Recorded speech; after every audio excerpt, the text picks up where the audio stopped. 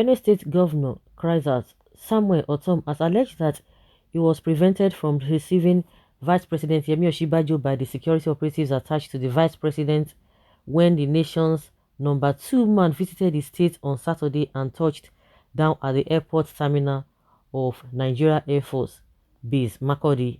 Governor Ortom alleged that the incident took place at the base on Saturday morning when the visit of the vice president was officially communicated to him and he went to receive Vice President Yemi Osinbajo as protocol demands.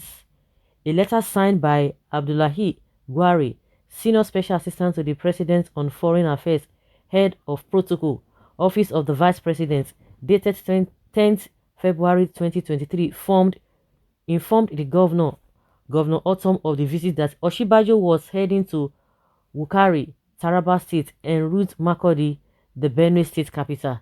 Speaking with newsmen at the government house after the incident, the governor, who vowed to officially report the matter to the vice president, insisted that someone must account for what happened at the airport. Narrating the incident, Governor Ortom said it is unfortunate that an ugly incident occurred today, which is a breach of protocol, and I feel so sad for our country, Nigeria, where everything has been reduced to politics, where there are certain things you don't politicize. I was to attend the burial ceremony of one of our elders and leader, Professor Ignatius Ayua, had made all arrangements to travel to Koshinsha local government area. Then this letter was brought to me that the vice president is going to be in transit through Makurdi to Wukari. I decided to mandate the deputy governor, Benson Abono, to represent me at the burial of Professor Ayua. So this morning I got prepared and went to the Air Force Base, where the vice president is supposed to land en route Wukari, and unfortunately I was bounced at the gate in my own state. It is a normal thing when distinguished dignitaries like the president or the vice president is passing through your state that the state governor receives him. It doesn't happen. This is a breach of protocol and this is not acceptable. This is politics taken too far. This is not correct and somebody must account for this.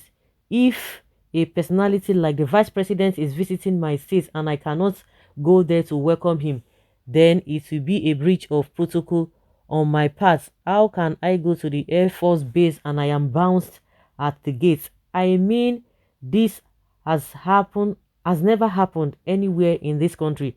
How can you bounce a governor in a state where you are? What is the meaning of that? I feel so pained. And I'm going to report this to the vice president.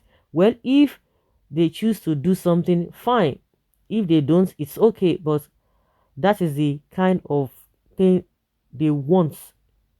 They want us to remain as a banana republic. It is really unfortunate. I feel very sorry. And those who are keeping quiet, I tell them one day they will not be there. They will not be where they are. We must come out together and condemn the evil that is happening in our country. This is not right. He, however, said that it was possible that the same presidency that wrote to me is not aware of what transpired. But I think we should, if we must make progress, differentiate between politics and government activities. It is government activities that I welcome Mr. President or Vice President, that I welcome any dignitary that comes here from the federal government. Furthermore, he noted that we don't have a constitution. Can't you differentiate politics from these things? Have I insulted the president? Have I insulted the vice president? All that I'm saying is that let the right thing be done. Let there be justice, equity, and fairness. I have never insulted the president himself or the federal government, but there are some certain things that they are doing which are wrong, that should be corrected. Will you recall that even the executive order 10, where does the president in a democratic setting have the right to issue decrees? Maybe because he was once a military ruler, he still believes that he would be issuing decrees. He does not have the right. However, how can you how can the president usurp the powers of the National Assembly? These are the things that I criticize, and it is constructive. And today, thank God I am vindicated because the Supreme Court has ruled that the president does not have powers to be issuing decrees. He is no longer a military president. He was democratically elected by the people.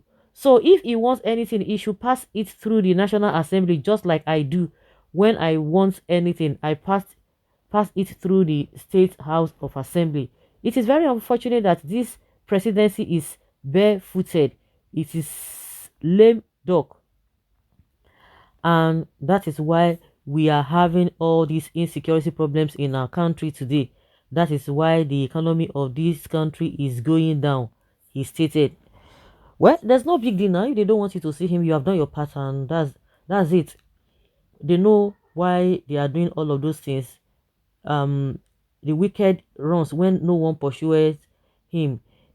Unfortunately, the only painful aspect of it is that the program you already scheduled to go, they didn't allow you to go because you wanted to be at that burial. But since it has happened, you have done your part. They can't tell you that, oh, you were not there, you ignored them and all of that. In the first place, just for protocol's sake, to fulfill all righteousness, what are they even doing? They are going from places to places. What are the meaningful things that they have done? The vice president himself and the president, what have they done? They are just there enjoying Nigeria's money, nothing. Beautiful nonsense, moving from places to places, wasting money without results. No results. You have done your part, whether they like it or not. So let them continue in their jokes or in their dreams. That is their own cup of tea. Wow. It's unfortunate. Well, Mr. Governor, please tell us what's really happened and stop all these lies. Nobody can stop you from welcoming the vice president. He has said it now. They should go come and deny it. Can't you read through the lines? He said he was bounced at the airport where he went to come welcome the vice president, and you are still demanding for his explanation. I don't know what that one means.